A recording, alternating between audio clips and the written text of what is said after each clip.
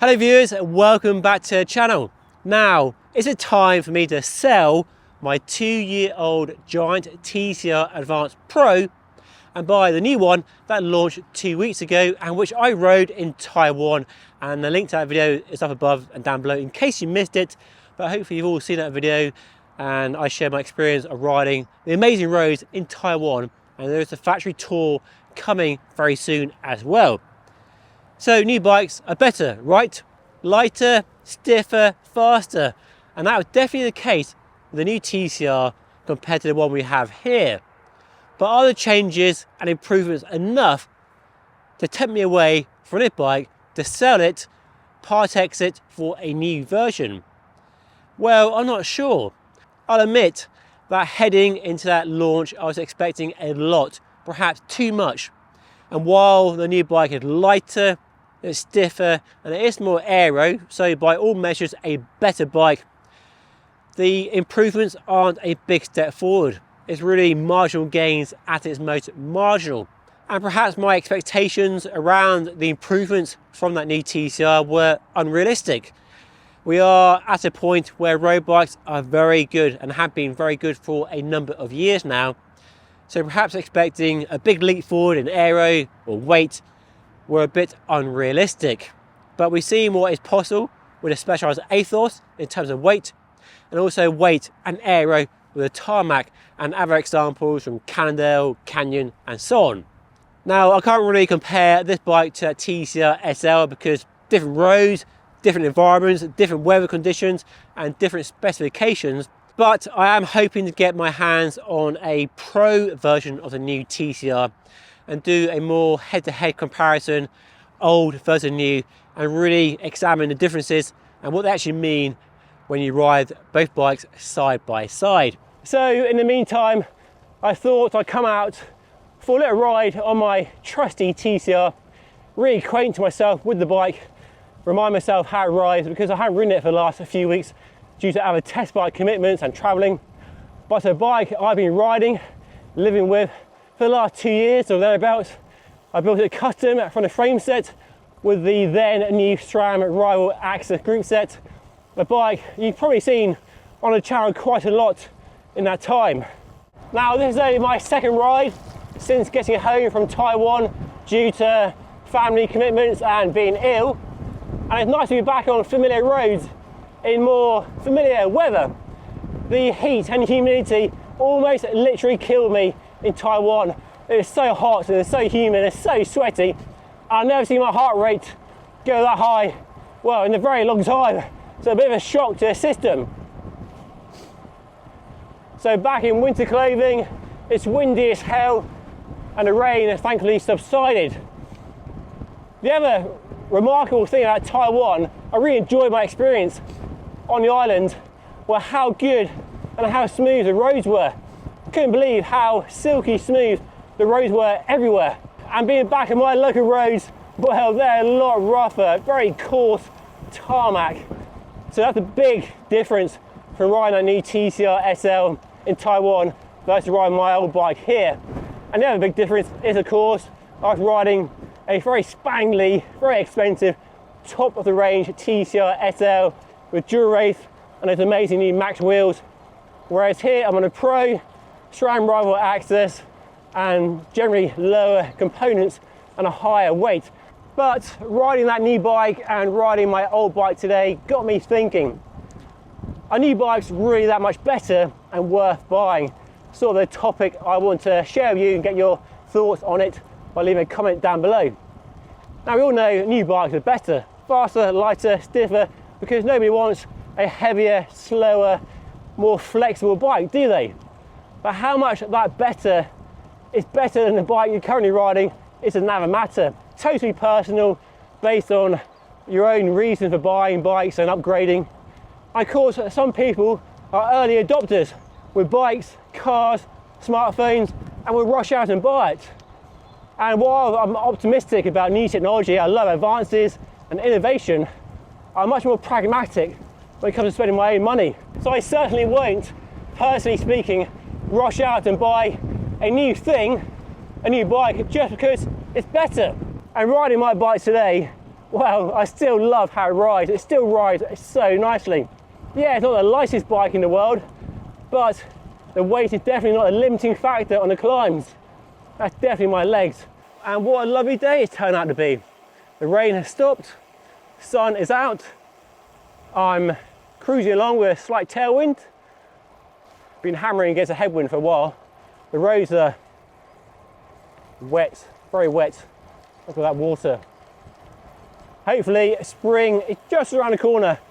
The bulbs are appearing in the garden, daffodils are out. So hopefully we have a nice spring ahead of us. Looking forward to some warmer weather. Maybe not as warm as it was in Taiwan, but a bit warmer. So I leave a few layers at home. Anyway, back to the TCR. So riding that new bike was fantastic. And I can't really compare it to riding this bike. And my bike doesn't feel anywhere near as lightning reactive as a new TCR. The weight is much higher, that much you can feel on the climbs. But I do think those Max 40 wheels made a big contribution to how the bike handled. So maybe putting those wheels in this bike would give me a big chunk of the extra performance that bike showed on the roads around Taiwan, and shows how important wheels are to the way a bike rides. This bike just feels a bit more docile and a bit lethargic really, compared to how snappy and urgent that TCR SL was. But there, my roads definitely suck all the speed and power out of your riding around here. So the new TCR is clearly better, but I'm not that sure it's so much better. I need to rush out and replace this trusty TCR. So I might keep riding it, but that might change when I ride the new Pro version of the bike. So watch this space. But let me pull over, get change, and share some things I like and dislike after riding the bike for the last 2 years, and some of the component choices I've made and changed in that time. So let me talk you through some of the changes and some of the things I've liked and disliked about riding the bike for the last 2 years. What I like about the Pro level of TCR is the weight of the frame for the price. And that price to weight ratio scores very well compared to other brands, where often the frames are much heavier for a mid-range offering. It's all very well looking at the top of the range models with their sub 700 gram frames, but a Pro is the more realistic option for most of us, and really the bread and butter of the range here in the UK at least. So the bike has been very easy to live with. I had it built up with a SRAM Rival Access group set 2x for most of the 2 years, and it's been faultless. I've had no real issues with it at all. Durability, reliability and performance have been very good. I do like the gear ratios that SRAM offers, but as you can see now, it's currently configured as a 1x setup, which I've been riding for the last 6 months as an experiment, and for the last 3 months of that period with a 1044 Explorer cassette and rear mech. That paired to a 46 tooth chainring on the front, and I'll do a more deep dive into my experience, pros and cons of using this setup on a road bike. I've still got the same saddle, a specialised Roman mirror, which is going really well. A bit worn out along the side, but still in one piece and still very comfortable indeed. I've got the same zip handlebar and stem, and the same Supercast bar tape, which is wearing really well after 2 years of use. The bike has been rolling on many different wheels over the last 2 years, but right now I'm back on the Zip 303S wheels, which launched way back in 2020, and these have been going strong since. I've had the bearings and the rear hub replaced. Apart from that, they've been just fine.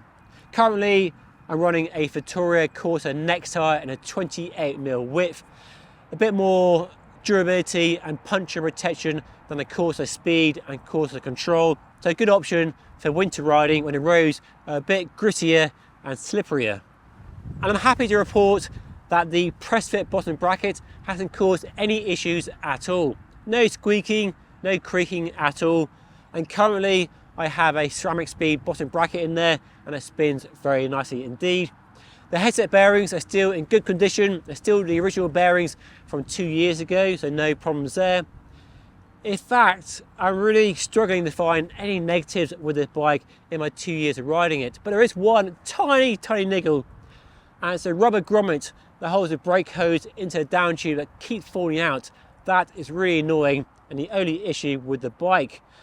And that is of course a problem remedied by the new TCR with its full internal routing.